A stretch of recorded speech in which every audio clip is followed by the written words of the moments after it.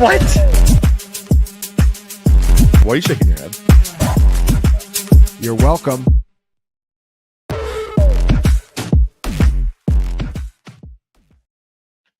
What's up, Fantasy Points? We are back outside the box for week 11.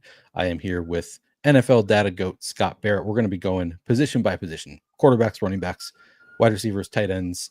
Maybe we'll take a brief look at kickers, and then we will make some lineups at the end for DraftKings.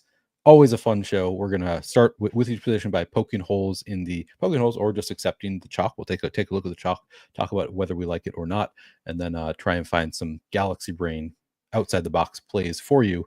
Scott, how is your week going? Did you enjoy the fight last night? How did you feel about the Thursday night football game, etc.? I'm doing good. I'm excited to be here. I think this is a really fun, exploitable slate.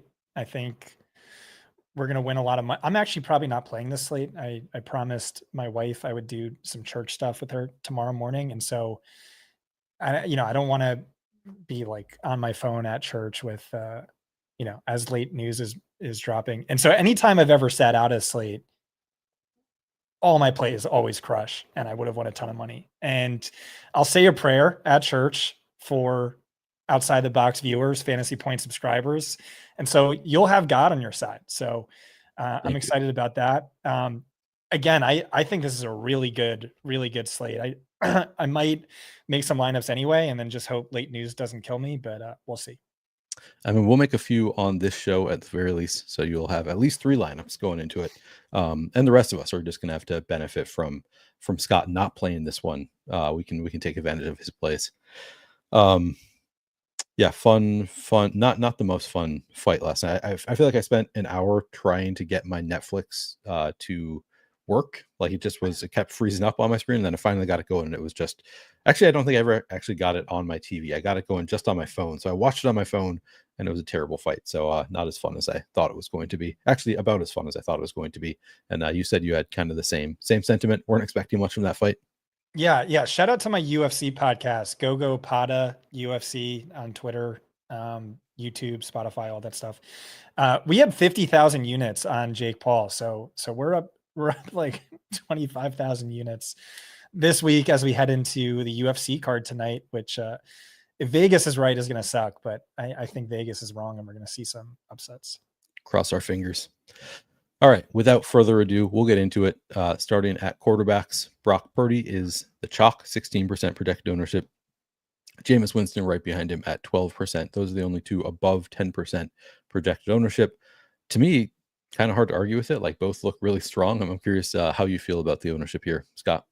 Yeah, I think it's good. I think it's right. I think that's, absolutely zero issue with it. Just like last week when was Purdy in the winning Millie lineup? I assume so. Probably. Yeah. I don't remember it's exactly, just, but yeah. We've been doing this for 2 years now, Neil, where it's just like Brock Purdy is too cheap on DraftKings once again, and I don't get it. And it's just silly. Really like Purdy. Jameis, there's more volatility there. But I mean, that's what you want to lean into for tournaments.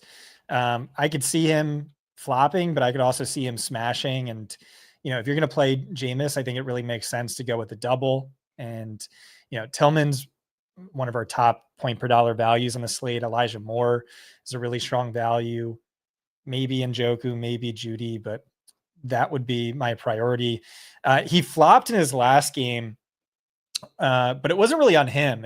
The receivers dropped a ton of balls.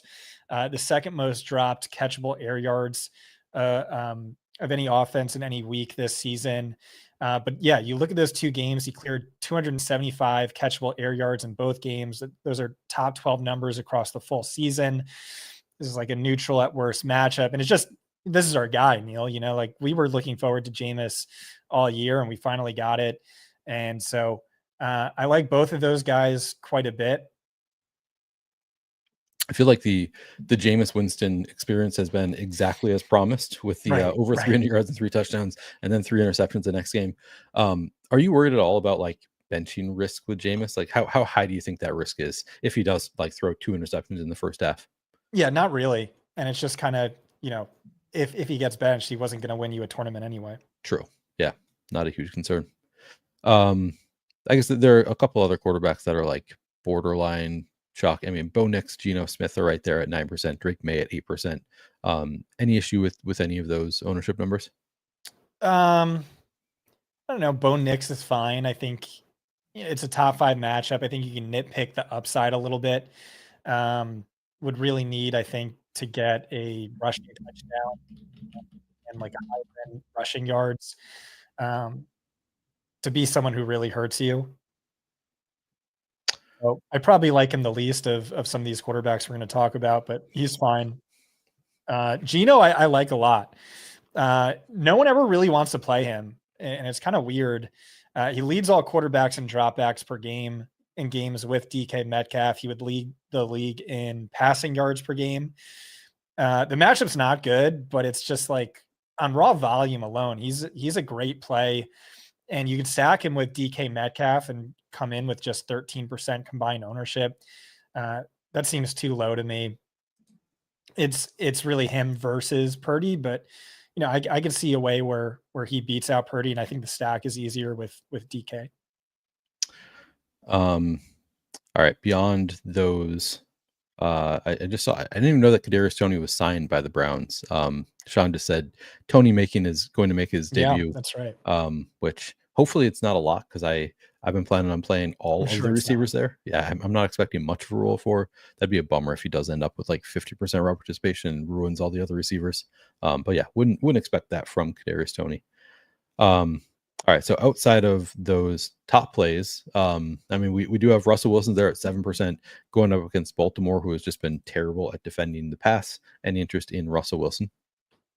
Yeah, I mean, it's a perfect matchup, right? This Ravens defense giving up the most passing yards per game, bottom 5 in passer rating allowed, best possible schedule adjusted matchup, and the stack's easy with Pickens. Like this really could be, he could have like the Jamar Chase game. Like I could see that happening. I said this 4 weeks ago. At some point, an 8-12 to Pickens game is going to come, and this might be the spot for it. I think ownership's doing a great job here. Drake May as well. We've been excited to play him every week, and it was just last week. It was a worst possible matchup. Chicago never forced New England to keep their foot on the gas, but per 4 full quarters, he's averaging 51.8 rushing yards, 19.6 fantasy points per 4 quarters. So like really a rich man's Bo Nix in my eyes. It's a top 6 matchup on paper. Ryan Heath loves it for schematic reasons. I think Anthony Richardson, the next name on the list, is really fine, where it's just, he's only made 6 or 7 full starts, and he's hit 27 DK fantasy points in 2 of them. Maybe they finally start having him run more. Jets just got destroyed by Kyler last week. And so, yeah, that's another fine play. What do you think of, so we've had multiple comments about the Bills Chiefs game, and that's one that I feel like has a wide range of outcomes. Brad Moore says Josh Allen at 2%. He loves that. Kevin Watkins asks, is Mahomes outside the box thinking? I go back and forth on like, man, these are 2 pretty good defenses. Like, do you really want to pay up for quarterback in tough spots? But at the same time, like, these offenses are good enough that they could just beat out the defenses, and it could end up being a complete shootout. So I'm kind of waffling on what I think about playing Josh Allen and or Patrick Mahomes. What's your thought? Are you interested in playing either or both of them? Yeah. So as evident by, taking no issue with the top 7 and pretty much like the order it's in and the ownership associated. I don't think quarterback's the way to get different this week, but if it is, it comes down to these 2 quarterbacks, and I like them a lot. Josh Allen, I didn't even write up, just because I like Lamar and I feel so convicted in Lamar, but I regret it. I seriously regret it. Or it's making me really nervous at the very least. Over his last 6 games against the Chiefs, he averages 31.7 DraftKings fantasy points per game. That is insane.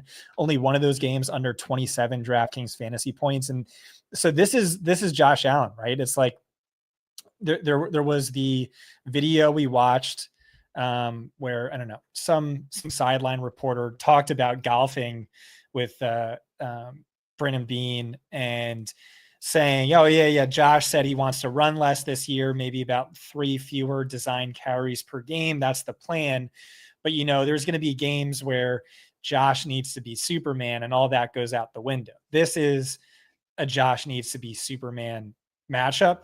And this is what we've seen from Josh Allen every time he's played the Chiefs. And so, yeah, there's tremendous upside there. He's expensive, but it's a great way to go to be unique, get different, because people aren't paying up for an expensive Lamar Jackson, not paying up for an expensive Josh Allen. I'm not playing Patrick Mahomes. He's had one halfway decent game in over a year. And so Josh Allen just stands out as so much better. But I mean, it's possible. There was that one overtime game in the playoffs where they combined for 80 DraftKings fantasy points. Right. But yeah, Josh Allen, Lamar Jackson really stand out as the top two to me.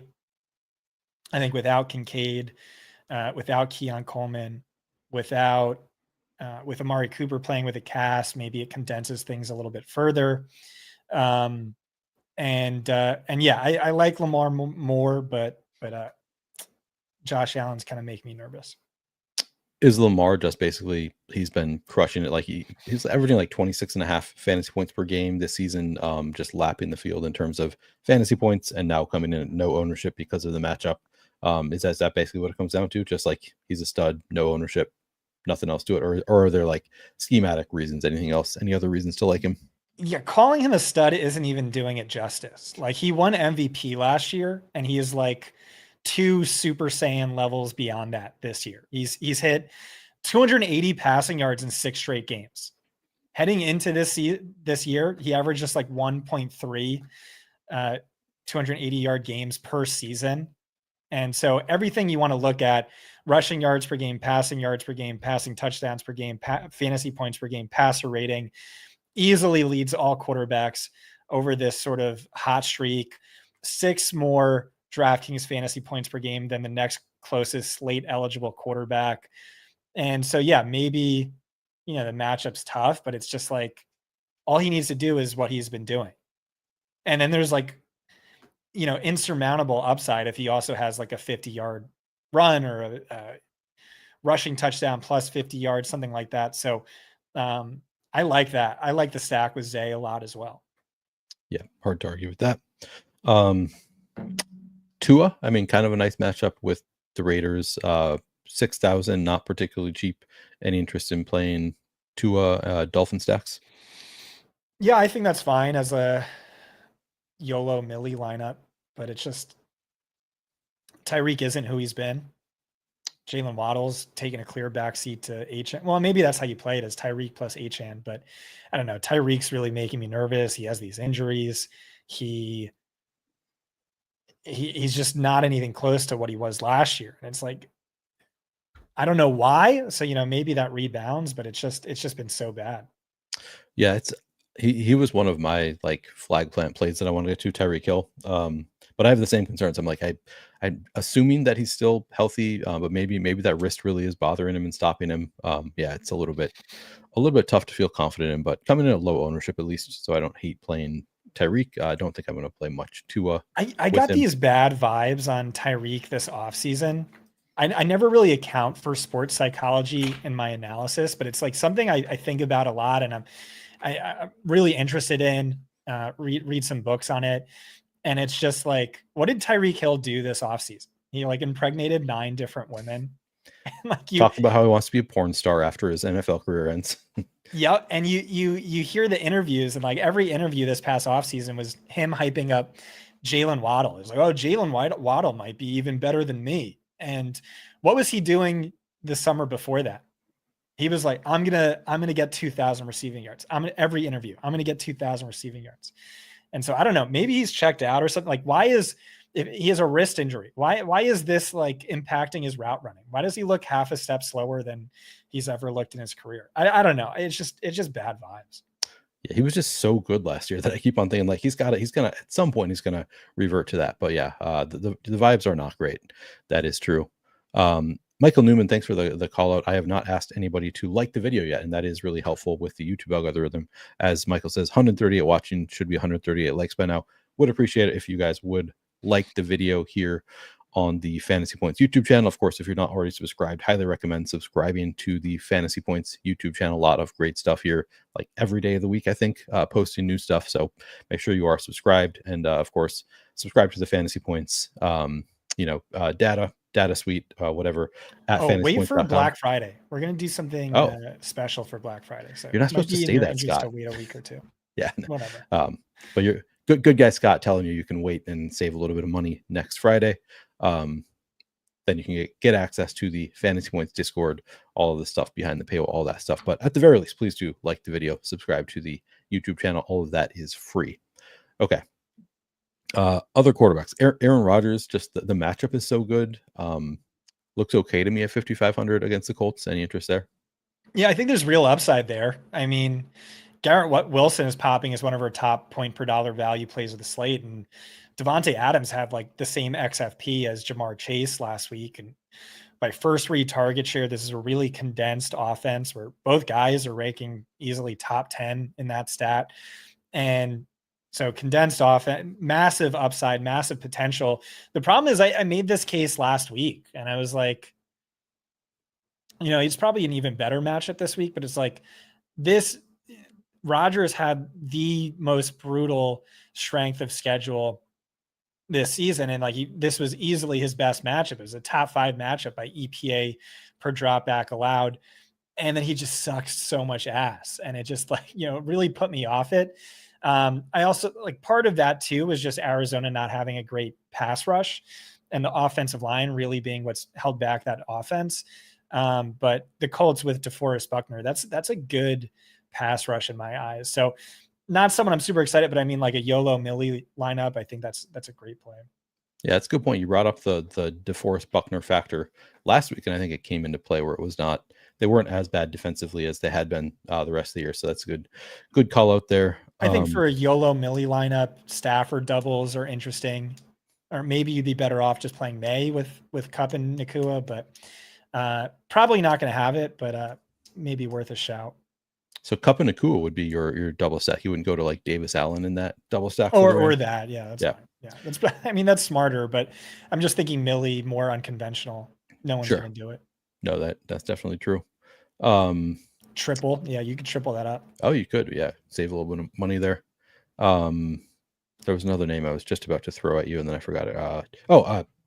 Jared Goff. I mean, the spread is so huge on this one, you wouldn't expect him to be throwing a ton. But do you have any interest in playing Jared Goff and just hoping that the Jags keep it a little bit closer? I mean, this is probabilistically speaking, this is like an 18 drop back game for him. Yeah. But it's also tremendous upside if that's not the case. He's had multiple touchdowns in 6 of his last 7 games with, 18 to 22 dropbacks. And so yeah, I mean, like they beat the Cowboys 47-9 and he had 300 plus passing yards, 3 touchdowns on just 25 pass attempts. So I'm fine with that. Yeah, I see the upside. Probabilistically, it's not going to work out, but if it does, it pays off in such a way that it's probably a smart play. Yeah, for large field GPPs. What about the other end of that game? I don't know. Mac Jones, he's 4,900, so he's cheap, and he should have to throw it 50 times to keep up with the Lions, you would think. So I'm like, borderline. That's another one. I'm waffling a little bit on like it's obviously not a great play because he's Mac Jones, but also because of the price and the potential volume there, sort of interesting to me. Any interest in Mac Jones? He was just so horrible last week. Yeah, he's not great. It was so bad. Yeah, I probably wouldn't do that. I'd look to find value elsewhere. Okay. Any other quarterbacks that you wanted to throw out there? No, not really. All right, let's move on to running backs. Top projected ownership goes to Christian McCaffrey. Had awesome usage in his first game back. Expecting that to continue. He's 8,300. About a third of the field is projected to own Christian McCaffrey. So let's start there. How do you feel about 33% going to CMC? Yeah, it's Our optimal is just like do everything you can to jam in McCaffrey, Kamara, Achane for cash. And I think that's right. I think that's just the way to do it. He was fully back in the McCaffrey workload he had last year when he outscored the next closest running back by over 100 fantasy points. Like that's his upside. The efficiency wasn't there, but that's like not worth quibbling over. He had more receiving yards last week than any game from Kamara this season. And it's a too high heavy matchup, which should be, a ton of McCaffrey through the air. I think with both him and Kamara, it's like, these are two guys who, like, if they don't score a touchdown, they can still finish as the overall RB1. If they do score a touchdown, he could be a player where they had to have it score. Like, you can't win without them. And Achane too is kind of the same. So like those are all three amazing plays, really tough to poke holes in. It's just a function of, well, they're expensive and they're highly owned. So what if McCaffrey re-aggravates his Achilles? What if, it's just not a good efficiency game for Kamara? Or Achane, he had the volume last week and didn't score a ton of fantasy points. So yeah, no, they look like such strong plays. Hard to really want to, like, I'm probably going to eat the ownership on all three, but then just mix and match. Like, I wouldn't have all three of them in every single lineup, in a large GPP, probably, rotate who you're swapping out of there. But just if you had 2 out of 3 in every single lineup, I wouldn't even take issue with that. Like, they're all just such strong plays. I like them quite a bit. I to be clear, I'm probably not going to have 2 out of 3 in all of my lineups. I'm going to have plenty of lineups that don't have more than one of them, but I wouldn't be surprised if I end up with at least one of those 3 in each of my lineups, because they are all such strong values. Beyond those 3, Kenneth Walker, more involved in the passing game. He's the only other running back over 20%. What's your level of interest in Kenneth Walker against the Niners? Yeah, this is what's tricky. Is like, why would I ever play Walker when Achane is 200 more? Like, it's surprising that the ownership is so tight between them. But yeah, Walker, he was one of my borderline Exodia plays this past offseason. He's in the role that we all dreamed of. He looks really good. It's also a 21 point implied total. It's a game Seattle's likely to lose. They're one of the top 3 most pass heavy offenses by pass rate over expectation. And then with Metcalf up, that climbs even further. I don't think he's necessary, but I think he's fine. I wrote him up as one of the better values. Breece Hall coming in at 15% ownership at 7,500. Jonathan Taylor on the other side of that game is 7,600, coming in at 6% ownership. Who would you rather have in a large field GPP, Breece Hall or Jonathan Taylor? I had this conversation yesterday with Karain, was saying that he prefers the Taylor side of it, which surprised me, but made some good points about it. Do you have a clear preference between lower owned Jonathan Taylor versus higher owned Breece Hall?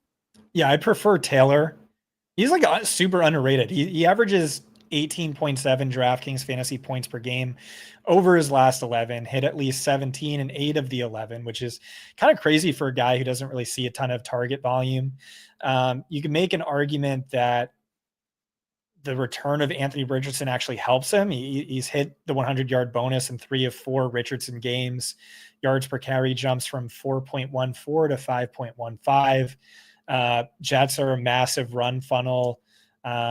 He's been hyper efficient, great usage, 80% snap share, handles just about every backfield touch. So I like that. Breece, this is where it gets tricky, is like, I said this about, Rodgers burning me last week, and it's how much do I want to let that feed in? Like, maybe that's what makes him a good play. Probably not at this ownership level, but I'm so sick of the Jets, man. Like, this offense stinks. And the target share has plummeted since Devontae Adams joined the team. So it's not the same usage. And the carry share fluctuates wildly week to week with no rhyme or reason to it. And so I would rather just kind of avoid that headache. Yeah, that makes sense. The other two that I want to do comparatively is the Lions backfield. We've got Jahmyr Gibbs coming in at 12% ownership at 7,300. Dave Montgomery coming in 11% ownership at 6,500. They're playing the Jaguars. They have an enormous spread in this game. Who would you rather play of the Lions backfield, and do you like them as plays? Yeah, so this is a perfectly evenly split backfield by XFP. It's 50.1% versus 49.9%, which is so annoying. Because like this is the most valuable offensive or the best offense in football and the most RB centric offense in football. Where if it's just like a 65-35 split in Gibbs' favor, like we're talking about Gibbs as like a McCaffrey or Kamara, but no. It's 50-50, and it's Monty having 85% of the carries inside the 10-yard line. And so maybe Monty has better multiple touchdown upside. But to me, the clear answer is Gibbs. He's just been so much better since week 7, 19.9 fantasy points per game versus Montgomery's 12.3, 6.8 yards per carry versus Montgomery's 3.6. He has explosive big play threat that Montgomery doesn't have. He's just been so much better that I could see him start getting even more work. Maybe that's wishful thinking. So he's one of those players who's like, he's never going to project all that well, but still massive upside. Just because you look at the implied point total, you look at the top 3 matchup, you look at his big play potential. And so, yeah, I think he's a good GPP play. And that would be my lean over Montgomery, who's really a guy who you need multiple touchdowns and or the 100-yard bonus. And he just doesn't do that all that often. Yeah. So what I was looking up here in the data suite is, do they have would either of these guys get run in the fourth quarter if it is a 20-point game in the fourth quarter, or would they just bring in Craig Reynolds or Vaki or somebody else to take that load? Did you have any thoughts on like if they do have a 17-point lead in the fourth quarter, do you think they're still running out Montgomery? Jake said that's not real. So why don't you go to the filter? Okay. And click on quarter 4. No, don't split it. Wait, filter. What am I doing? Play filter. Gotcha. Quarter right there at the top right. Just click on 4. You don't even have, so you could go further into this and split by like leading versus trailing, or you could actually just pick multiple touchdowns. But I mean, it's the Lions, they're typically leading in the fourth quarter. And so, yeah, look at that. Yeah. So not a concern is what we're seeing here. Yeah. Far more snaps, far more carries. So yeah, apparently that's not a real thing, but that's a good question to ask. I know Jake asked the same question on our projections call, or someone asked that, and then Jake had that answer. Yeah, no, that's great. Good data to have there. All right. All right. Who else do we like at running back? So let's see. Feels like a tough spot for Aaron Jones here against Tennessee. I'm not a huge fan of 12% ownership. Are you more into it than I am? I didn't write him up just because he had that injury scare last week, and it was like his second or third injury scare. And so I think they take it easy on him this week. Not the best matchup either, right? What does schedule adjusted say? For Tennessee, or against Tennessee, I mean. Yeah, pretty sure it's a tough one. Yeah, it's a bottom 10 by schedule adjusted, and even worse, when you factor in the fact that Tennessee is like always trailing, so it should be higher than it is. Yep. Kyren Williams against the Patriots. He's really expensive, 7,900, but not getting only 13% ownership. Pretty strong role there. Any interest in Kyren? Yeah, I think people are sleeping on him just because he hasn't scored a rushing touchdown in 3 straight games, but he went like 9 straight with like, I don't know, 14 rushing touchdowns over those 9 games before that. Great usage, great volume. It's a really good matchup, really good game script. I'm a little worried about the Rams being down both of their tackles this week. So not super high on my list. Okay. Ramondre Stevenson, 6,100. Yeah, I like him. back to this bell cow workload that you saw it the first 2 weeks. And then he had fumbling issues. It was a committee, and then Gibson fumbled. And since Gibson fumbled, he's seeing like low end RB1 usage and volume, and or mid range even. And he's price is just the RB20. You worry a little bit about game script here, but I think he's a strong value. I think there's someone in that range I like a little bit more, but he's up there. Okay. Before I go find that player that you're talking about, Audric Estime is just 4,500 on DraftKings. Had, I want to say, 14 of the team's 17 carries, running back carries last week. So the role looked pretty strong, and the coach speak was like pretty strong on Estime too. Kind of made me think that he could retain the lead role if he plays well this week. Any interest in $4,500 Audric Estime? Yeah, love Estime. My model really liked him. One of my highest owned best ball players. Really what this is it's if Broncos lose, he's dust. If Broncos win by 3 in a close game, maybe he hits value, but probably not. And then if it's like Broncos win by 10 or more points, he's a great play. A lot of it really comes down to him scoring a rushing touchdown and doing a little bit extra beyond that, but he's just not involved in the passing game at all. Only 5 routes run. So not high on my list. Feels pretty, a lot of easy pathways to failure. But I get it just because he's so cheap. Yeah. What do you think of playing Dave Montgomery and Jahmyr Gibbs together? It's brought up in chat. I think that's interesting and unique, but I probably wouldn't do it. It's you also lose out on some of that, like maybe it's only like 4% of the play, but it's just, or maybe there's only like a 1% chance it happens, but if it pays off in a big way. That's the contingent upside of what if Montgomery suffers an injury and then Gibbs is the bell cow and scores 35 fantasy points. Right. Yeah, it's one of those that like I probably would never hand build both of them together on a the full slate, but also wouldn't set a rule against it. Like I think it's good to mix in a 150 set if you're playing very large field contests. All right, Bijan 7,800, 11% ownership. Yeah, it wasn't on my list. Pretty tough matchup. Yeah. I'm gonna guess that your other play that you liked better than Ramondre Stevenson in that price range is Nick Chubb. No, not Nick Chubb and his 2.1 yards per carry. All right. It's Kareem Hunt.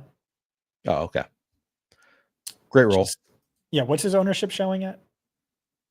6%. Yeah. I love him. He's hit 17 fantasy points or more in 4 of his last 5 games. Over that span, he leads all running backs in XFP per game, ranks 6th in DraftKings fantasy points per game. Last week, he became the first Chiefs running back with 12 or more carries and 8 or more targets since, drumroll, Kareem Hunt in 2017. So yeah, that was crazy to see. Like you saw the insane usage through the air, and with successful, by the way. And then he also has this insane 5 carries inside the 10-yard line per game. There's no efficiency with him, 0 chance he breaks off a long run, but this role is just so valuable. And it's an amazing matchup. I don't think any other site is going to say it's a great matchup, but look at schedule adjusted, right? Let's just take a quick peek at it, right? And wow, okay, it's the best possible matchup. You dig further into it, you see it's a best possible matchup through the air. That matters now just because we saw Kareem Hunt get wide receiver 1 usage last week. But it's also a good matchup on the ground. The Bills are giving up the 3rd most yards before contact per attempt to opposing running backs. This hasn't really played a role in schedule adjusted. Why? Because Bills are always leading, and so teams have to abandon the run, even though that is a favorable matchup. It's not really the case with the Chiefs, I don't think. Who are undefeated. So there's a good chance they could be leading throughout. And so to me, it all just points to Kareem Hunt. This offense is just, I don't know how or why this is the case, but it's running through Kareem Hunt in the year 2024. It is kind of insane, the usage that he has had all year. Yeah, I had totally missed he had 9 targets last week. That came out of nowhere. He's been like basically a 0 in the passing game up until last week. Yeah, I was going to bring up that as a concern for like so it's the best possible, but that's mostly through the air and shows up in this metric about medium matchup on the ground. But that pretty good analysis there of why you shouldn't be concerned about that, because it really comes down to teams just don't end up running on them as much because they get behind and have to throw, and that shouldn't be the case in this one. So yeah, I love that call. Kareem Hunt looks awesome here. Not somebody that I had given a ton of thought to, but yeah, looks like a pretty strong play. All right, so you're out on Nick Chubb. I feel like the usage has been strong enough that I'm sort of intrigued by it, but don't really need to go too deep on the Nick Chubb talk. Anybody else? ETN with Bigsby out, does that do anything for you? Probably not. I just think this offense is so dead with Mac Jones, but I do need to give it a little bit more thought. Yeah. And it's just the Lions just destroy them. Yeah, I don't see that hitting. All right. Derrick Henry. I mean, is it just, do you always just play at least one share of Derrick Henry and the field's not going to be there at all? What are your thoughts on Derrick Henry? What's his ownership? I believe 2%. Let's see. Yeah, I would want to be significantly above that. This is just, if the Ravens win, like if the Steelers offense doesn't show up, Henry might have better odds of breaking the slate than Kamara or Christian McCaffrey. Just massive upside. I know the spread is tight. Ravens are only favored by 3. But hey, if they win by 6 or more, we could just see the dude's been freaking awesome and just massive upside and wins. We've talked about him being the most game script sensitive player in fantasy history. I love Henry. I love him every single week. I get why the projections aren't going to, but all it takes is him breaking off one long run or good game script throughout. He seems like he's the most like matchup independent play. So he's very game script dependent, but like the matchup just doesn't matter for Derrick Henry because nobody can tackle him. That's right. So even against the Steelers, like feels pretty good. Yeah. Is there anybody else we need to talk about here? I think the only guy worthy of it is DeAndre Swift, just because he's hit 20 DraftKings fantasy points in 4 of his last 6 games. I still don't think he's a good play, just because like digging into that, he's so game script sensitive, and I don't think the Bears show up. But you could stack him with Chicago's defense and get a little bit of upside. But again, I don't know. I went viral for basically saying Caleb Williams has been the worst quarterback in years. And yeah, I don't have too much faith in that offense. Yeah. Mohammed points out Chase Brown on FanDuel. Yeah, he's a cash game lock on FanDuel, just 6,800 on FanDuel. Way too cheap. So yeah, definitely in play there. One of the stronger plays. But I think that does it for running back. We'll move on to talk about some wide receivers. The chalk being Cedric Tillman. He's 5,300, getting 23% ownership. Maybe we should talk about all of the Cleveland guys together. So we've got Cedric Tillman's 5,300, getting 23% ownership. Elijah Moore is 4,300, getting 20% ownership. Jerry Jeudy is, I believe, getting 5% projected ownership at 5,400. And then I guess you have Kadarius Toney there now too. I don't think he's really somebody we need to consider playing. But how do you feel about Tillman, Moore, and Jeudy at their projected ownership numbers? Jeudy doesn't excite me, but I get it. I mean, like the volume's been there. This is actually just by volume, like has been really spread out, where Elijah Moore, I think, is actually in Jameis Winston starts, is actually leading in XFP, where like his air yards are legit up there with anyone else. So he's not just in that weird sort of Wan'Dale Robinson-esque role. And then Judy's right there too. He's just not doing anything with it. And again, like Elijah and Tillman, but Tillman's going ham and is far and away the most efficient. So I think he's one of the best values of the slate. I wrote him up as a cash play. It's just not hard to do. You just look at the production he's seen with Jameis Winston, and we're high on Jameis Winston. And the matchup is really good for all three of these guys. I had some London and Mooney on the same lineup last week, which kind of sucked because they didn't score any touchdowns and they both finished like 2 to 5 yards short of the 100-yard bonus. I think they had like 93 and 97 receiving yards. And that was because they were up against this beleaguered Saints secondary. They traded away Marshawn Lattimore. Paulson Adebo's on IR. Khalid McKinstry is questionable.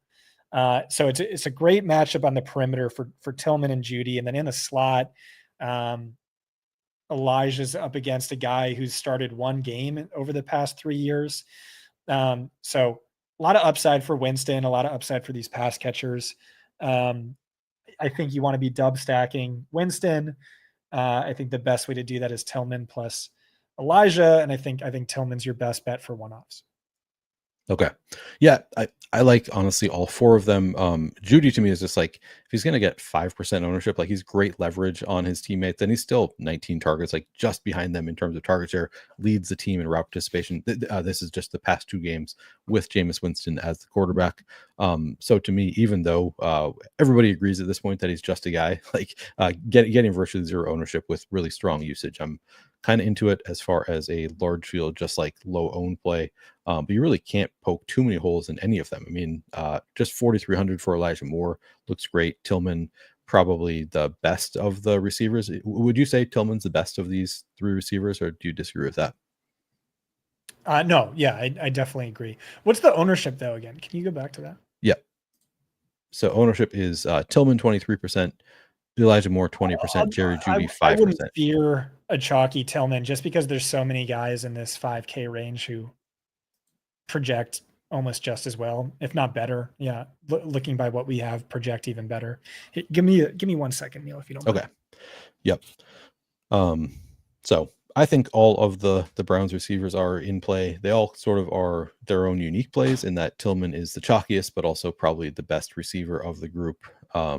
Moore is just price savings 4,300, leads the team in targets in Winston games, does have the worst route participation of the receivers. And then Judy to me is just like he's low enough owned, and he's great leverage on his teammates, coming in at 5% ownership, leading the group in route participation 91.9%, just right there in terms of target share. So it looks great. Njoku is actually my favorite of the pass catchers, but we'll get there when we get to tight ends. All right, you're back. So I guess enough about the Browns receivers. We can move on and talk about some of the other chalk on this slate. Kayshon Boutte, 3,500, getting 22% ownership. The role has been pretty great for Boutte, Scott. And I'll move this back to, actually, this is pretty good for looking at the Patriots also.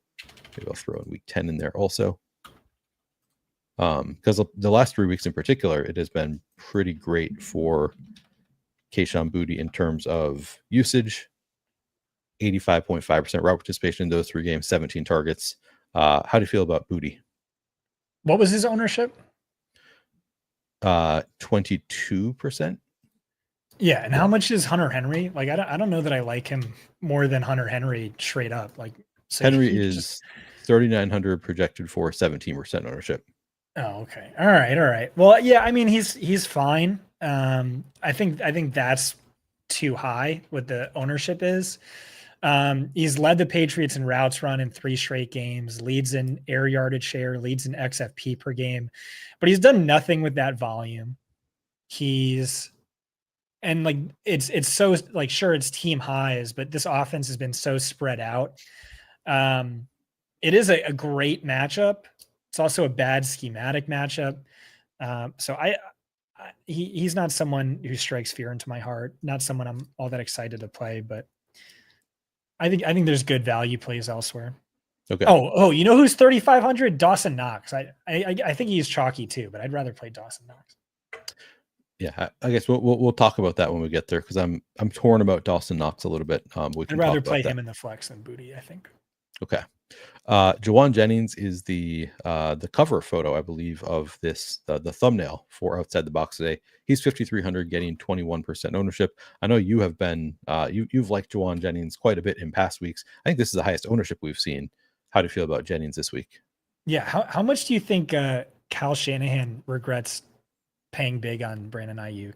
I mean, yeah, big time. Like, it's not looking great. Like if you're Kyle, why would you ever extend anyone? It's just like, I'm a genius and I can make anything work. But now you have like these bloated contracts and you have 4 really good wide receivers. But yeah, that's the whole thing, is like Jennings steps seamlessly into this Brandon Ayuk role. In fact, he looks even better than what we saw from Brandon Ayuk prior to his injury. Last week led the team in targets, first read targets, receiving yards, route share, first read target share. I think he ranks second among all players in the week in first read targets. He has massive upside. He had that 50 fantasy point performance. I think the dude is good. He ranks 5th in yards per route run, 7th in separation win rate. Even if you remove that 50 fantasy point game, where like that's not fair to do, like you should like at least cut that in half, right? But if you just fully remove it, he ranks tied with Debo in yards per route run. And rolls really good. And he's played 2 games without one of Ayuk or Samuel, has a 35% target share in those games. It's a top 7 on paper matchup. If you want to be nitpicky, Ryan Heath takes no issue with the schematic matchup, but our guy Nick, Football Insights on Twitter, who does a great job with the schematic stuff, worries about it with Jennings, thinks it's a little bit more of a Debo CMC game. And I kind of agree with Nick, I think. But that still just feels really nitpicky. Like on Monday, I wrote this up as he's one of the best plays of the slate. And I feel the same way, but yeah. Probably higher ownership than you wanted for Juwan Jennings. Like, Right. I didn't expect him to come in this high owned, but man, 11 targets, 88.1% route participation last week. While I've got it pulled up, let's talk about Ricky Pearsall and Debo Samuel. So let's talk about all of the Niners guys. So Debo Samuel last week, 6 targets, 81% route participation. Ricky Pearsall last week, 6 targets, 66.7% route participation.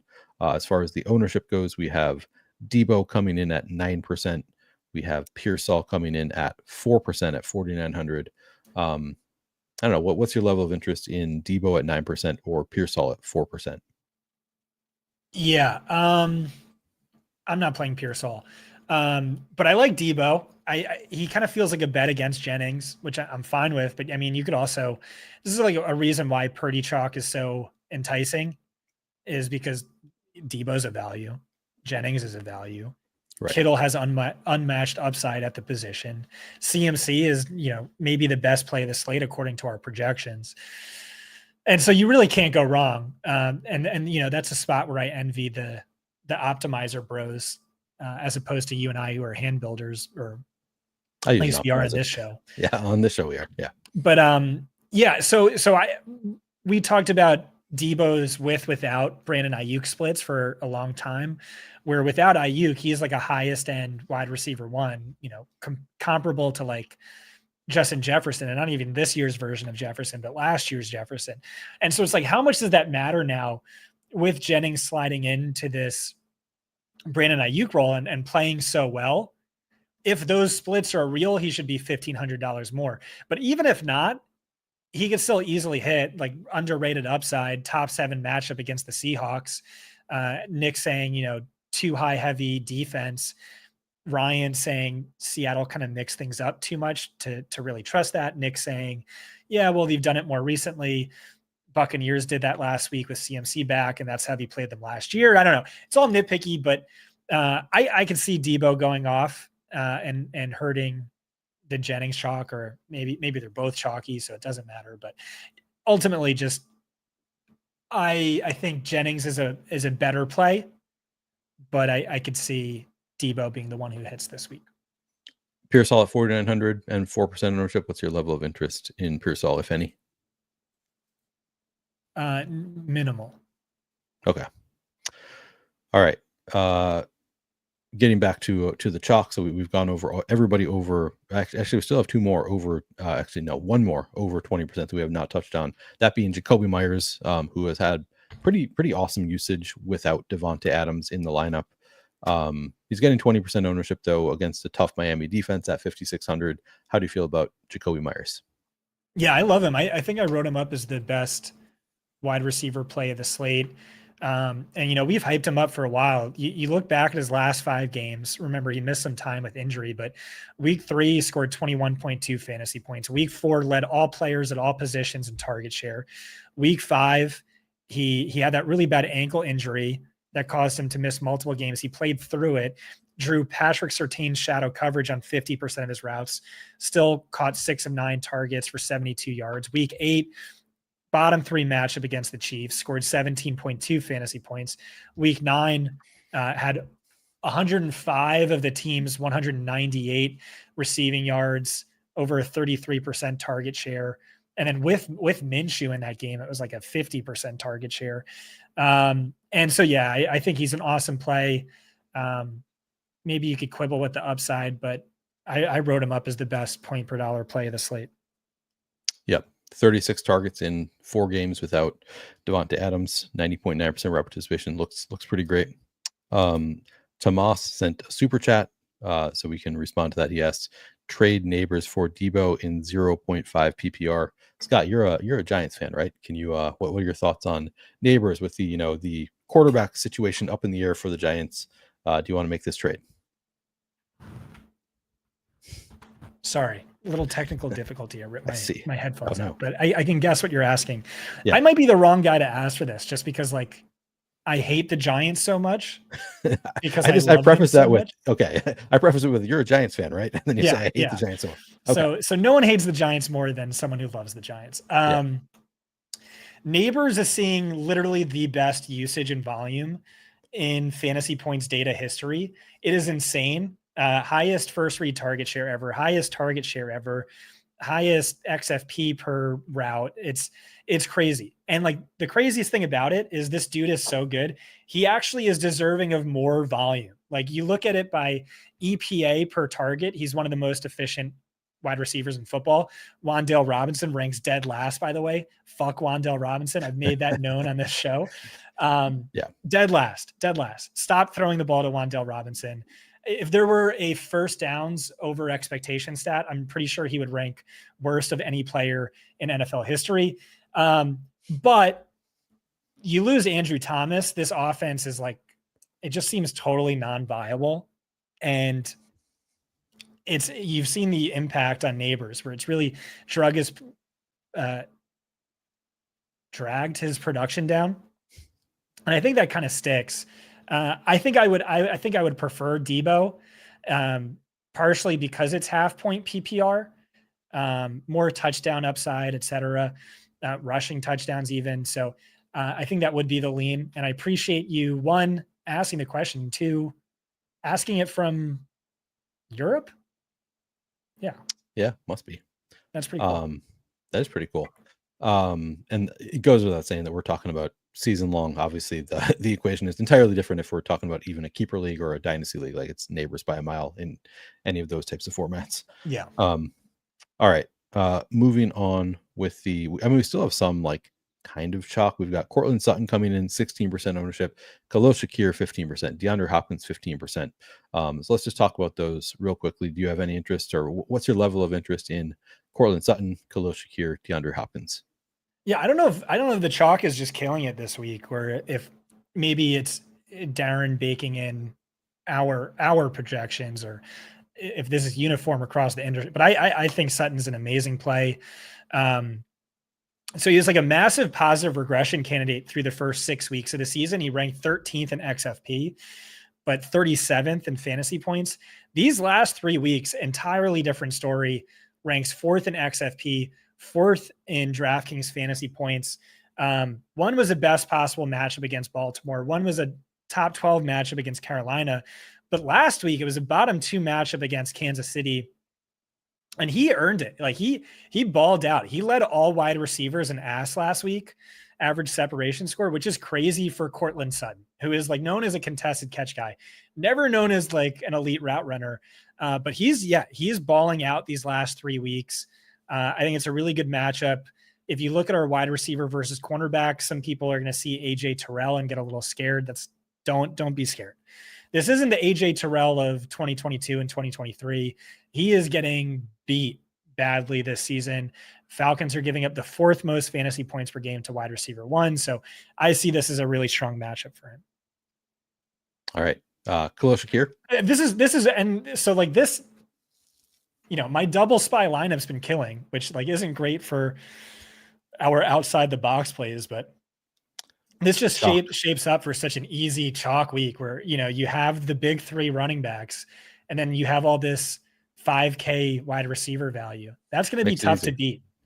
Yeah. So maybe it's worth getting super weird with a Lamar stack or something in like large that. field stuff. Yeah, for sure. Khalil Shakir, getting fair amount of ownership here against Kansas City. Would he be your favorite target in Josh Allen stacks, or are you going to Dawson Knox first there?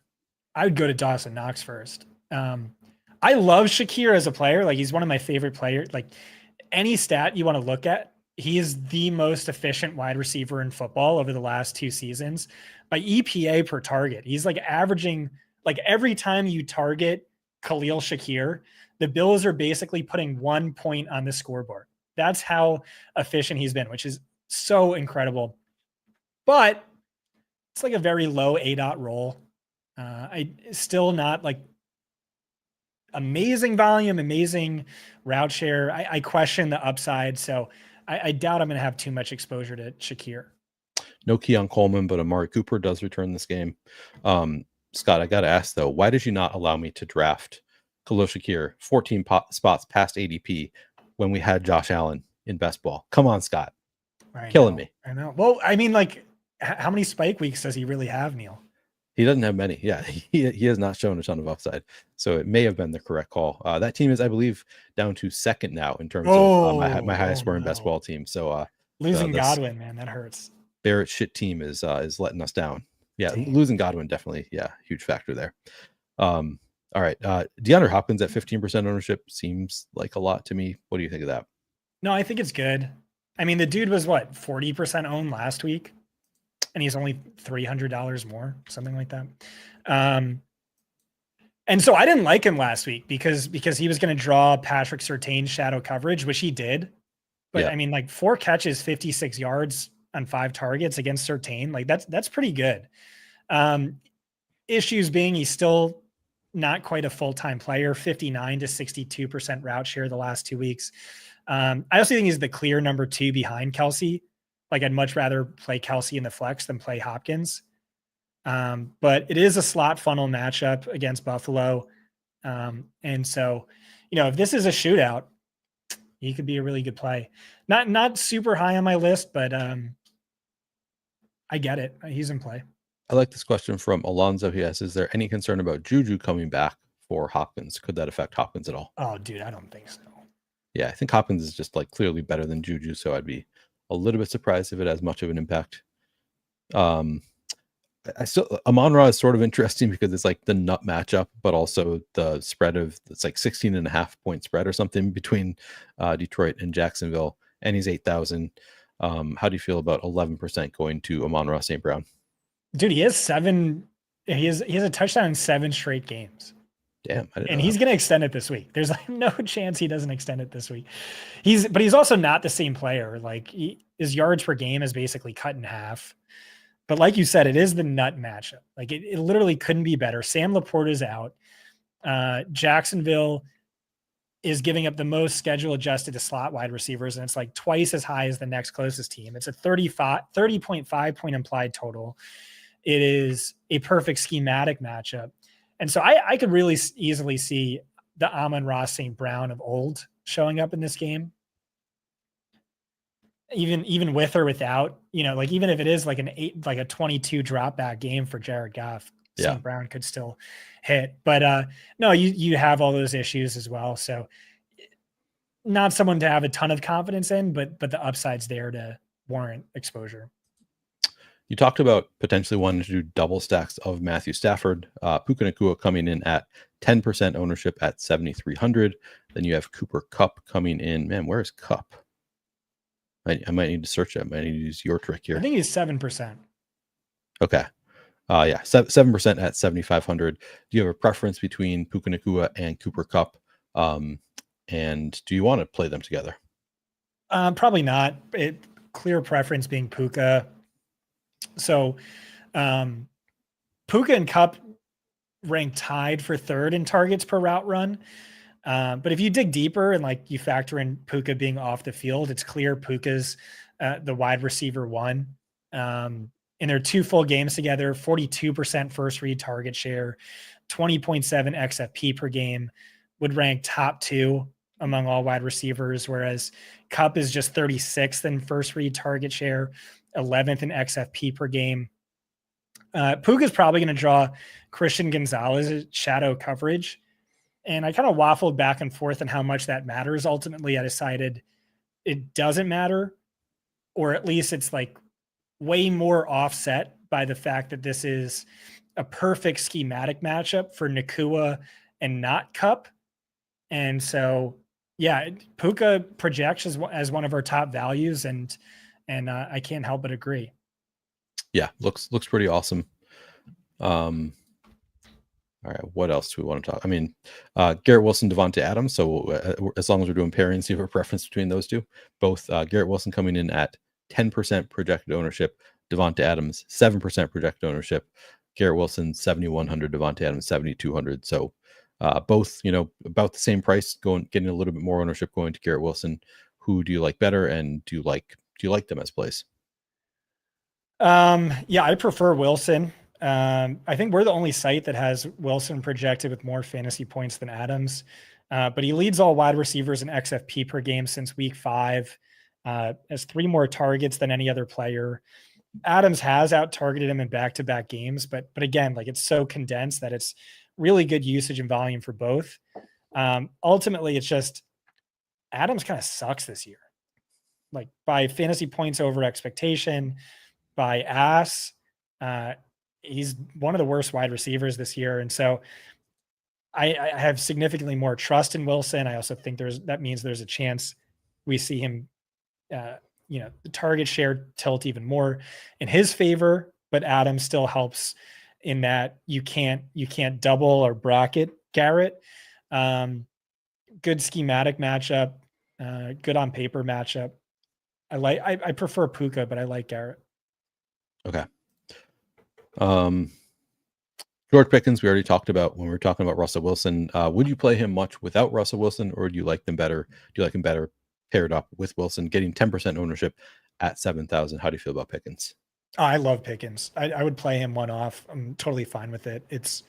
He could have that Jamar Chase eruption game this week. It's just the perfect matchup for a player who's awesome. He ranks 4th, I think, fourth among all wide receivers in yards per route run. He's been insanely unlucky this year.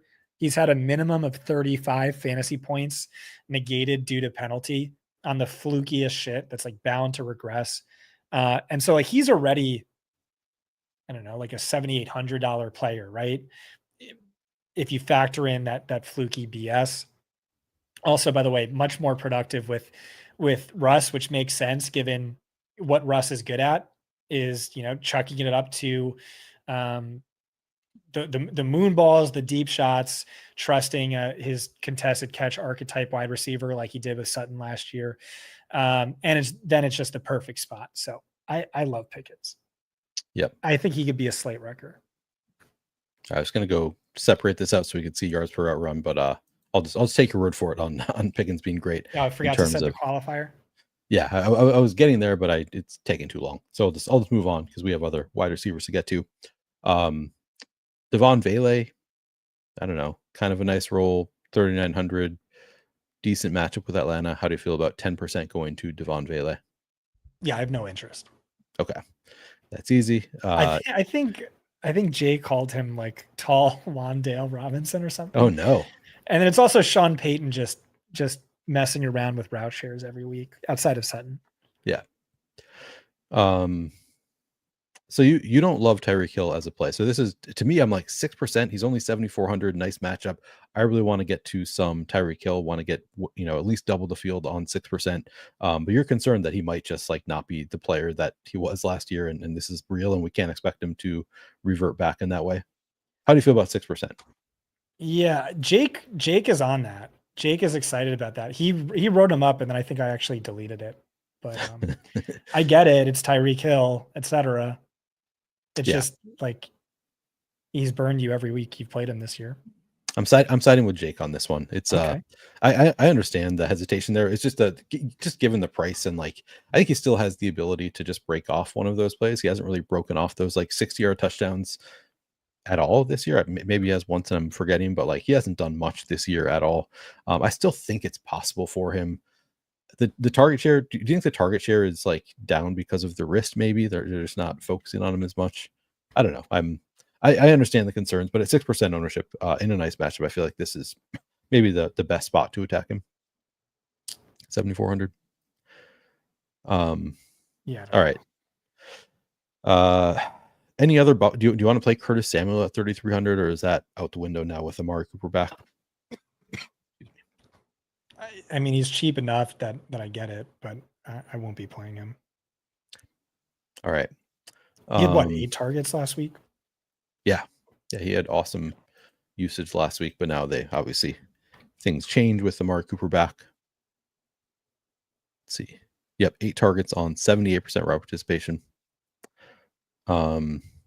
Justin Jefferson, is that, I mean, tough matchup with Tennessee, but like, do we just always want to play some Justin Jefferson when he's coming in at, what's the ownership here? I just saw 2% projected ownership. I don't know why you would play him when you could play Kamara or CMC. Fair. 2% ownership. So I guess that's the reason. He's Justin Jefferson getting 2% ownership. Not a priority for me, but like somebody might want to have a little bit of exposure to.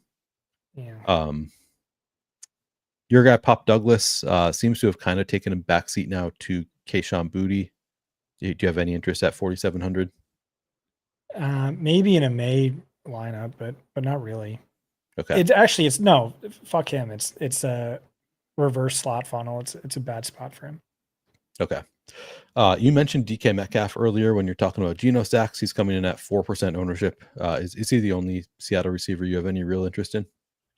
Well, he's definitely my favorite, but he's also one of my favorite of the entire slate.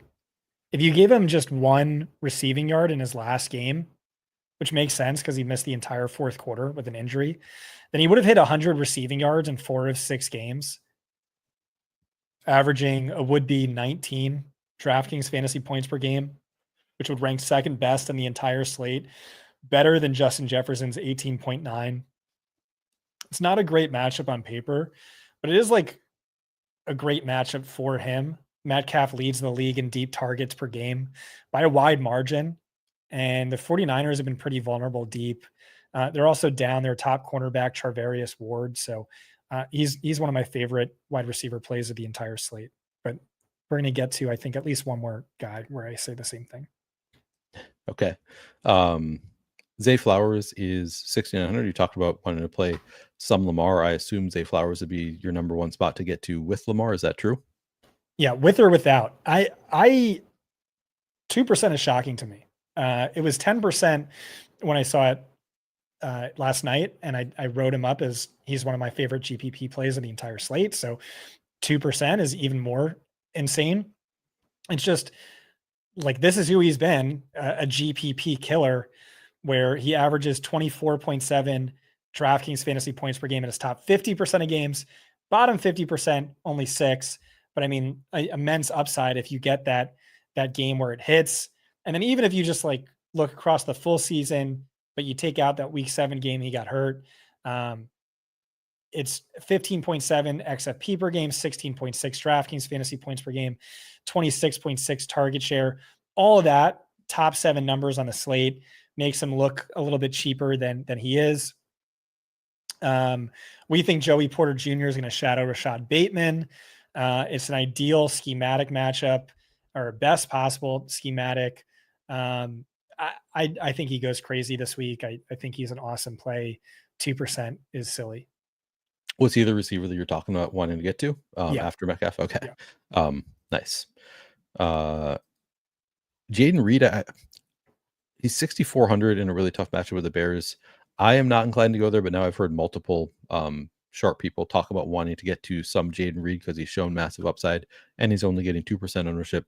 What's your level of interest in Jaden Reed? Yeah, not much. Okay. Good. So we're kind of on the same page there.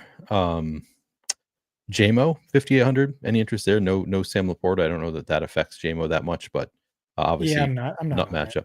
All right. Your guy Darnell Mooney, tough matchup this week. Only 1% ownership. Any interest? I actually didn't write it up as a tough matchup because I think Surtain is going to shadow That's Drake true. London on 75% of his routes or so. But you look at him versus London, like they're neck and neck in usage and volume, and it's like low end wide receiver 1 usage and volume at worst. And no one ever wants to play Mooney. And yeah, I think he has the better matchup. It could be, when London missed time, Mooney popped up with like a 60% target share. Could be something like that if Surtain really shadows London. London could still produce just because he gets a lot of targets, but not routes from the slot. But I don't know. I like Mooney. He's balling out. He's one of the most efficient wide receivers this year by EPA. So above London. So I think he's fine. Are all the Bears receivers just dead until further notice? Like I see 6,000 on DJ Moore and 1% ownership. Like those numbers to me, it's like, man, in like a fine, not great, but like fine matchup.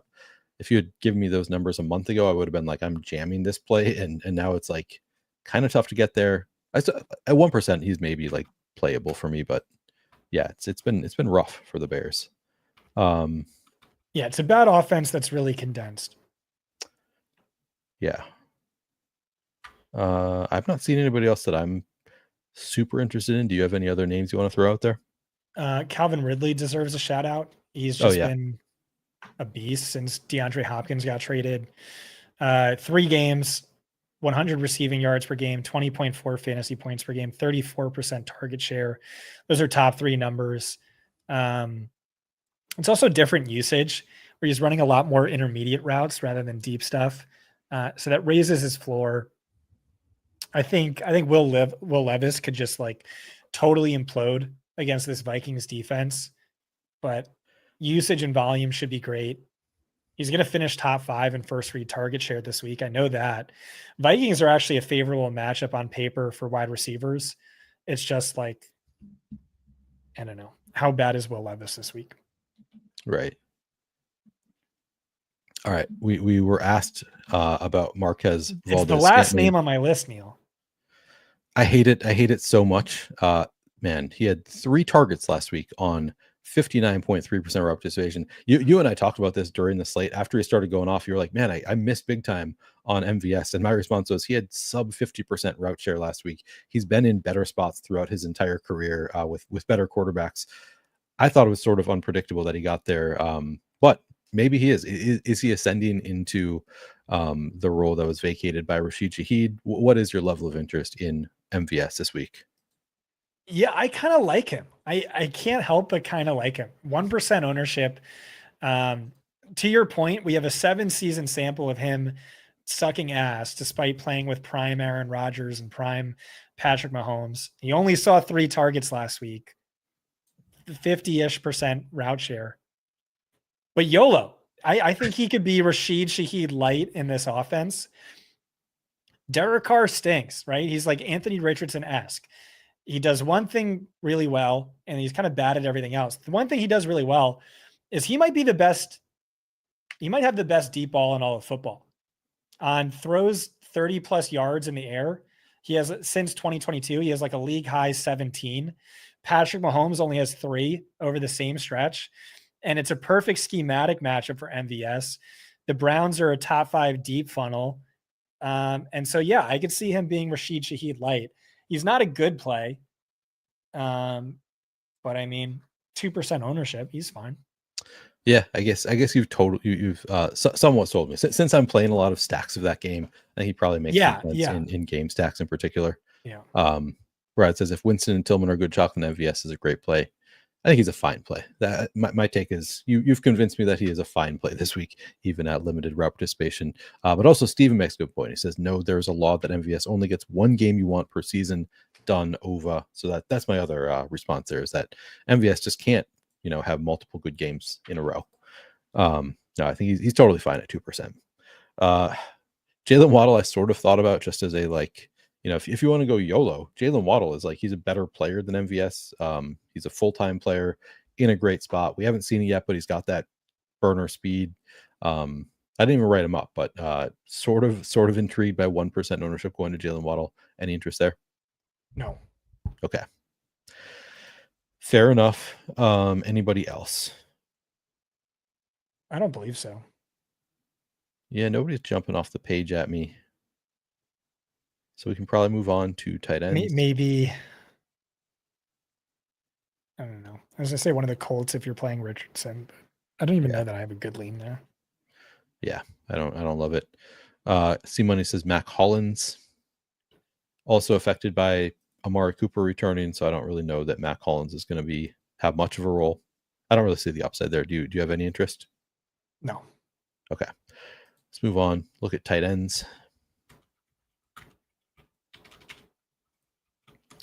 Hunter Henry and Davis Allen both projected for 17% ownership in the same game. Who's your preference? How much do you like Hunter Henry and or Davis Allen? I think Davis Allen's a much better play than Hunter Henry. Davis Allen's the cash tight end play of the week. And then Dawson Knox, I think I like for tournaments, I like more than either of them by a pretty good margin. So the thing I struggle with Dawson Knox is I feel like he was this player for years where he was $3,500, top tight end in Buffalo without any real competition. And we weren't like jamming him, a few years ago before Dalton Kincaid came. So why do we want to jam Dawson Knox now? Like, do you think the role has improved from where it was before, like pre Dalton Kincaid? Like, do you think Dalton Kincaid being there maybe has made, forced them into more of a tight end heavy offense? I don't know. What's the reasoning for liking Dawson Knox? No, I think that makes sense. They spent big draft capital on Kincaid and these different offensive coordinator, and they kind of changed how they approach the position. Although Kincaid has, not really done much of anything, but yeah, last year when Kincaid was out, Knox saw a 20% target share. His route share spiked from 45% to 69%. And you saw it with Kincaid last year. Without Knox, he was one of the most valuable tight ends in fantasy. 20% target share, 76% route share, 14 fantasy points per game. All those numbers way up versus with Dawson Knox. But like a key part of it here is just, Keon Coleman's out, Amari Cooper's playing with a cast on. It's Josh Allen always goes off against the Chiefs, and then it's the perfect matchup. Yeah. Is it so Brad says tight end is where the Chiefs get beat? I guess my thought has always been that like they just decide who they're going to let beat them, and typically they're going to be more okay with tight ends going off as opposed to like letting teams get the deep ball. But it's been pretty like the whole year now. They're fourth in terms of schedule adjusted fantasy points allowed, fourth worst in terms of stopping the tight end from scoring. So is it just you think it's going to be the thing all year that it's just tight ends, regardless of tight end, is probably going to be in a better spot against the Chiefs? I'm sorry, I tuned out. Do you think tight ends against the Chiefs is going to continue to be a thing, and it's not just a matter of like, that happens to be who they've allowed to let beat them so far? Yeah, I mean, just look at. I mean, I don't think they're really worried about Dawson Knox all that much, but just look at the chart, right? You can't beat them with running backs. You can't beat them with outside wide receivers, which makes sense. They have really good outside cornerbacks. And so that's where they're most susceptible. That's where it's the point of least resistance. So volume is being funneled there. And yeah, I think that continues. All right. Travis Kelce seems to be the top receiver for the Chiefs. He's 6,300. Game could go off. What's your level of interest in 15% going to Travis Kelce? I like it a lot. Like, I talk about playing tight ends in the flex. Like, the only way you can justify that is if you compare them to a wide receiver and they're a better play. And like, I see that being the case with Travis Kelce. So over the last 3 weeks, only Jamar Chase and Bijan Robinson have more fantasy points. Since Rashee Rice went down, he has an 81% route share, 28% target share, 17.5 to 17.7 XFP or fantasy points per game. Those are all like fringe top 7 numbers at the wide receiver position. And what, he's priced as the wide receiver 17 on DraftKings, tied with Khalil Shakir. So it's easy value there.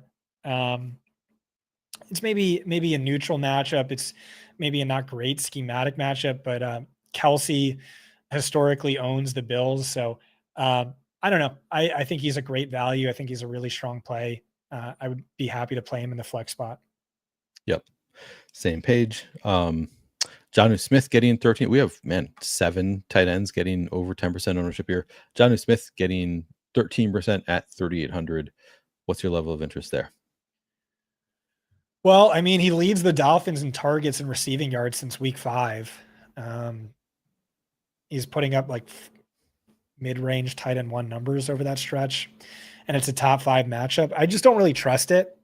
Like, I don't know why we live in a world where Jonnu is more productive and seeing better volume than Waddle and Tyreek, but that's where we are. I think it's a function of the backup quarterback, Tyler Huntley, targeting tight ends at the highest rate in the league. I think that's a function of some of the matchups they face being tight end funnel spots. So I don't really trust it. I probably not going to play him, but he's fine. Brock Bowers is 5,800, getting 12% ownership. Pretty strong usage since they traded Devontae Adams. How much do you like Brock Bowers? I'm probably not playing him with Jacoby and Michael Mayer back as well. And then Evan Ingram, to me, is probably the top pass catcher for Mac Jones if you want to go to somebody, because he's 5,200, tight end eligible. How do you feel about Evan Ingram? Volume is going to be really good. He's led the team or tied for the team lead in target share in 6 of 6 games. Dating back to last season, he averages 10 targets per game, 16.5 fantasy points per game. Without Christian Kirk, like elite numbers. It's just Mac Jones sucks so bad. So I don't know how much you want to worry about that. I worry quite a bit. So I think he's just fine, but really comes down to that. Maybe you play a Mac and Ingram stack or something. I don't know. We have a lot of interest in the San Francisco-Seattle game. AJ Barner, pretty awesome role last week with Noah Fant out. Noah Fant going to be out again this week. So what is your level of interest in AJ Barner? Yeah, it was a pretty great role. 7 targets, 21% target share, 86% route share. That looks really good, but it was 7 targets and only 8 total air yards, only 27 receiving yards. DK Metcalf sat out. I don't think this guy is good. He's really unathletic. But yeah, he's sort of like Davis Allen, 600 more, but and probably not quite as good of a play, but a lot less highly owned. David Njoku is, I think, my favorite tight end play of the slate. You did not list him among your top pass catchers for the Browns. He's only been targeted 14 times in the 2 Jameis starts, which is my biggest concern with Njoku, is just that he has not really seen the usage in those games. I won't pull it up, I guess. How do you feel about 5% going to David Njoku? Could I convince you to play him over the wide receivers? What do you think? Yeah, he could hit. He's really good. He was awesome until Jameis got there. But yeah, it's weird. Jameis has really just keyed in on the 3 wide receivers. And so that put me off him. Yeah, I'm like hoping that it's a small sample size thing and that like they're going to figure out, we need to get our best pass catcher the ball. Like I think he's probably their best pass catcher. So that, with the 5,500, how good he was last year without Deshaun Watson, like I guess I'm just kind of wish casting that he might be, get back to that role that he had late last year. And he's getting 5% ownership. So since we're loving that game, I think I'm going to load up on some Njoku, but yeah, definitely understand the concerns. Taysom Hill, 5% projected ownership at 4,500, get some carries, get some targets. How do you feel about Taysom? Jake wrote him up, and then I think I deleted him. So if he goes off, that's on me. He had that like 80-yard touchdown catch last week. I don't know. I just kind of never play Taysom. he confuses me too much. But I mean, maybe he throws a touchdown, runs one in, and has a couple catches. You've just never seen someone like him before, so you just can't. It breaks my brain. I love him. He's one of my favorite players, but from a fantasy perspective, it just breaks my brain. We not fooling around. Crew asked, have we covered Hawk? We have not covered Hawk yet. 9 targets last week on like 66% route participation or something like that. So the role is pretty good. The matchup not great with Tennessee. How do you feel about TJ Hawkinson? Yeah, I think that's what it comes down to is the matchup's not great. It's also like the same thing going on with Justin Jefferson is like, this isn't the same offense that it was last year. They went from top 5 in dropbacks per game to bottom 5. And that plays a big role. But outside of that, Hawkinson looks back. 67% route share. He was at like 79% when healthy last year, but team high target share, scored 15.2 fantasy points on 14.3 XFP, top 3 numbers. And you heard like all these reports where it's like Hawkinson himself has said, I'm according to GPS tracking, I'm faster now than I've ever been in my entire career. The coach said, yeah, it's mind blowing. Like Hawkinson looks better than he's ever looked with us, which is saying something because this is one of the best tight ends in football. And yeah, last year prior to the injury, led all tight ends in XFP per game, led in fantasy points per game. But again, it's not the same offense. I can see him hitting. It just wasn't super high on my list. I kind of have my tight ends where it's like either they're really good punts or they're sort of like cheap wide receivers or like wide receivers who are good values. Yep. George Kittle is only getting 3% ownership at 6,000. You brought him up talking about Brock Purdy. Looks like a pretty strong play to me. How do you feel about Kittle? Yeah, so he's a great play every single week. Just because, well, first of all, he leads all tight ends in fantasy points per game by 24%. So like head and shoulders above any other tight end, and 17.6 fantasy points per game would rank 6th among wide receivers. Yet he's priced as just the wide receiver 21. So right there, clear value, and then unrivaled upside relative to all other tight ends. He's hit 20 DK 9 times since the start of last season. Travis Kelce is the only other tight end with more than 4 such games, and he's only at 6. And so just that in a vacuum means like you need Kittle exposure every single week. End of story. To be a little more nitpicky, he re-aggravated his hamstring last week. He saw his lowest target share of the season with Christian McCaffrey back. They kind of operate in a similar area of the field. So, not one of my top conviction plays, but he is a guy who I think warrants exposure every week. Yeah, just always get a little bit of Kittle. Makes sense to me. I want to touch on a couple questions from chat. Elvin asked, will Disley on FanDuel at 5,000, or do you prefer Dawson Knox at 5,100? I think Disley a pretty strong play. 32 targets on 62.1% route participation in 5 games since the Chargers bye. So pretty strong usage for Will Disley.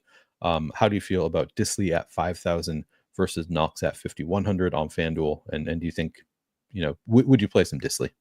Yeah, I hope that was a super chat. Are you really gonna make me talk about FanDuel Disley on for free? So if you go to the data suite and you look at targets per route run, Disley ranks behind only Evan Ingram in targets per route run.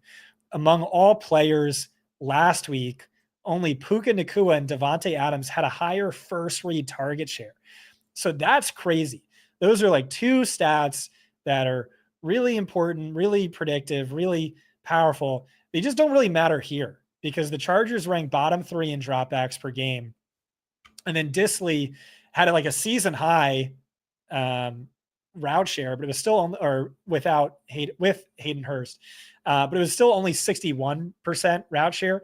So if you combine Chargers dropbacks per game with his 61% route share, it's an expectation of only 19 routes run, which is like ranks 27th at the position.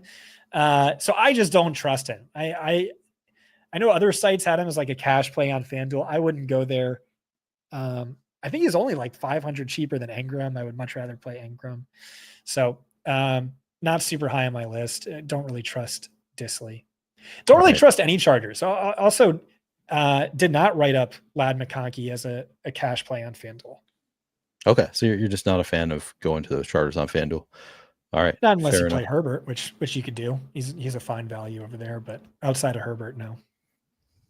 Any other tight ends for you that we kind of covered all of the tight ends that I have much interest in, I think. Do you like any Kyle Pitts? Fire with anybody else here? Pitts is maybe a little interesting. Perfect schematic. Charlie Warner's out. There was one other thing, but I ultimately didn't write him up. So maybe a tight end funnel spot too. But yeah, not too convicted in that. Brock Wright with no Laporta there. Any interest in $3,300 Brock Wright? Well, he looks like he's going to be way lower owned. So maybe in stacks, but I don't know. Okay. I like Davis Allen more. All right. Dawson Knox way more. Okay. Good with tight end. Did you have any notes on defenses? The Vikings. Titans chalk, right? Yeah, in terms of projected ownership, Titans coming in at 14%. They're just 2,300. Dude, they're going to be like 28%. Probably. Yeah. Sam Darnold looks like he's completely lost at this point, so can't really argue with a strong defense at 2,300 against Sam Darnold. I also kind of like the Vikings, just paying up to get contrarian at defense. They're 3,700, but projecting for 11 fantasy points, just like lapping the field in terms of projection, and 4% ownership. Any interest there in the Vikings? Will Levis?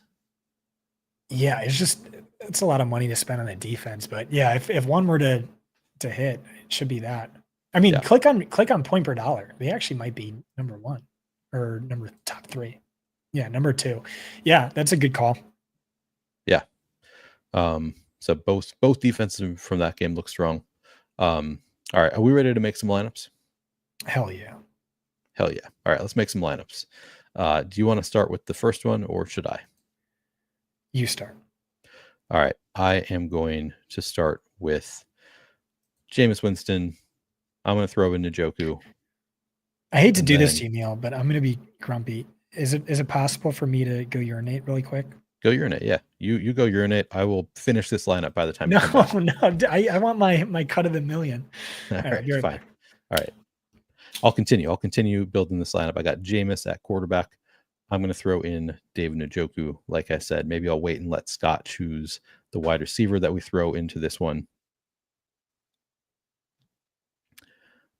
Now I could go with MVS. I don't love MVS at as a part-time player. So I think I'd rather just go to Kamara, eat the Kamara chalk here. Do I go to CMC right away? I really like David Montgomery at 6,500. So since this is my lineup, I'm going to throw David Montgomery in there before Scott can come back and object. I'm going to start by just eating the chalk with the Titans at 2,300 to save a little salary. Now we have 5,500 left per play. Obviously, if we throw Elijah Moore in there, that'll help as far as cost savings here. I think we probably want to go fairly cheap at receiver. Jawan Jennings, I know Scott liked it, so I like it too. I think Jawan Jennings looks great. I'll throw him in there. I think I hear Scott back. All right, Scott. Oh boy, you could tell this is a Neil lineup. Yeah, I mean, how? You want to ask me how I know? Dave Montgomery. Because it stinks. This is a fantastic lineup, Scott. Dave Montgomery was the one part I was like, I need to get him in there before Scott can object. Oh boy, because I know you prefer Jahmyr Gibbs. No, this is a fantastic lineup. All right, we have 2 wide receivers and a flex remaining. I saved one of the Cleveland receivers for you to make the choice, or we could do multiple. We could do a multi-stack with the Browns here. Who would be your choice at wide receiver for the Browns? I feel like Njoku would hurt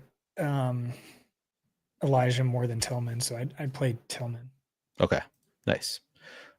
I'll do that. All right, so 5,700 left per play. Could go with a value receiver and then maybe get another running back in here. You're not a fan of Booty. He would be somebody to consider in this construction, Curtis Samuel. Play another tight end. Oh, good point. I like tight end in the flex this week. You played Davis Allen. You could play Dawson Knox. I'm a big fan of Davis Allen, so let's try that. Ooh, and then we have a ton of money left over. You can fit Jefferson. Should I fit Jefferson? Yeah, I'll tell you what. You win a milli with this. I don't want it. I don't want any of the money. This one's all you. Should I upgrade anywhere? I've got 300 left. I don't really know. No. I could get up to Kareem Hunt from David Montgomery. So that would be the Scott special if I did that. Yeah. Yeah, I think it looks good. I'm just going to play this. And then I'm going to let you lead one.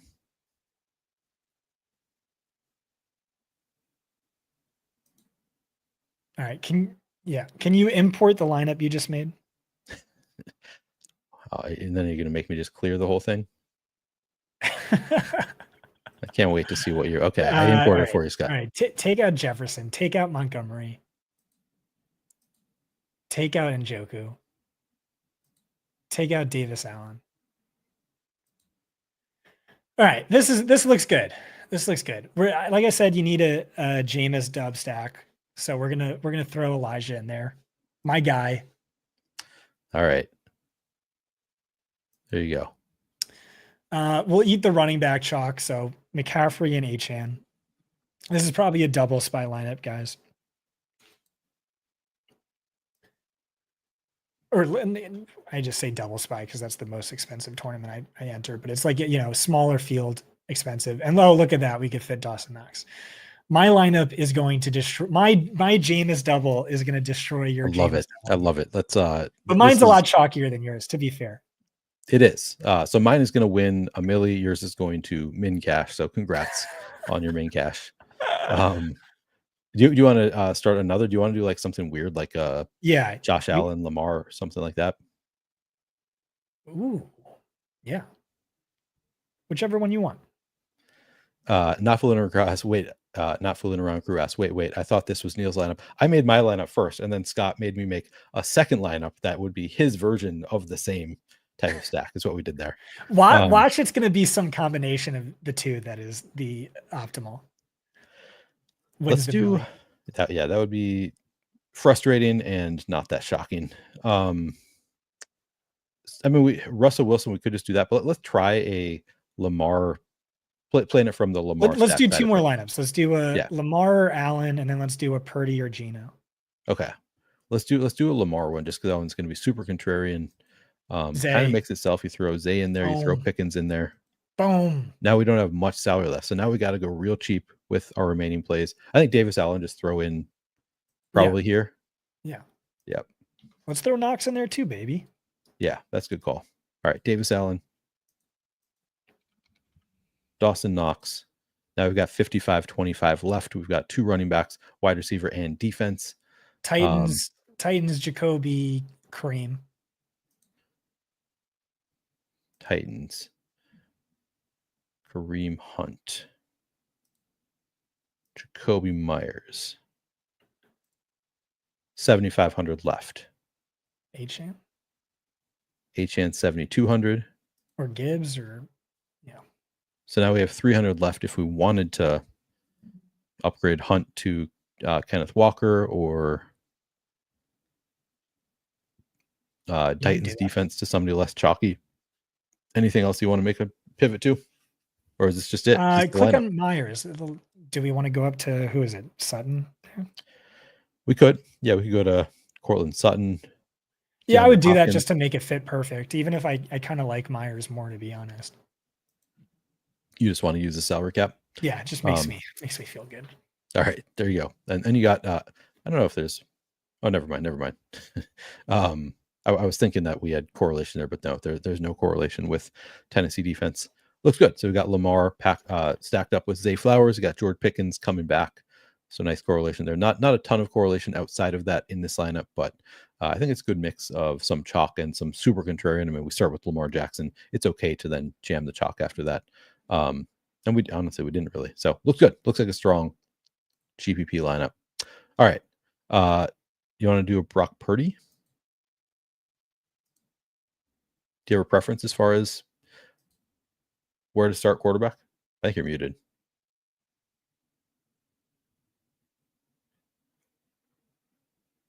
You're muted still. What an asshole. Purdy, Jennings, CMC. Purdy, Jennings, Debo. Let's do it. All right. Purdy, Jennings, CMC. Juwan, Jennings. I hate how you never use the search bar. I don't. I know you do.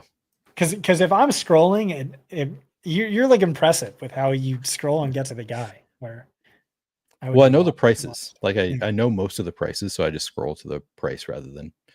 It's just easier. I don't know. All right, so we got Purdy, Jennings, CMC. Do we want to throw DK Metcalf in this one? Oh yeah, big time. All right. Oh, and I'm at running back. There we go. So we got 46.60 left per player. We'll need a little bit of salary relief. I feel like this is why the Titans are going to be chalky, is because it's just so easy. It's like, oh, we need to save some salary. Titans are 2,300. It's super easy to play the Titans every time. We could throw them in there as our default for now. 52.50 left per play. And Davis Allen for kind of the same reason. It's like, all right, we need to save some salary. Let's go to Davis Allen. But I love it. I love the Davis Allen chalk. Who would you want to play at tight end here? Knox, Allen, somebody else? Yeah, let's see if we can do Knox. All right. 58.33 left per player. Probably want somebody like a cheaper receiver here. Anybody you like in particular? Elijah Moore, actually, we could throw in here. Okay.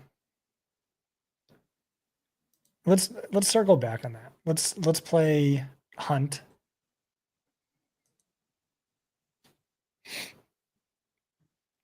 Okay. 5,400 left per player. Let's play Jacoby. And now we have 5,200 left for our flex. Evan Ingram. I don't like it. It's gross range. So maybe, if we pay down a little bit here, we could pay up at. Let's go to Davis Allen. At tight end, yeah. And see what we do. All right, here, I'll use the search for a min-price player. All right, now we have 6,200 left at flex. Calvin Ridley. Yeah, he's fine. Now we have correlation. You could have played Kittle too, but Kittle in the flex. You could have. Could. I'm just saying. And then we could get to 2,500 at defense if we wanted to play. Yeah, this is probably better. Non-chalk defense. Okay. Always feels good when you leave exactly zero salary. It does. It does.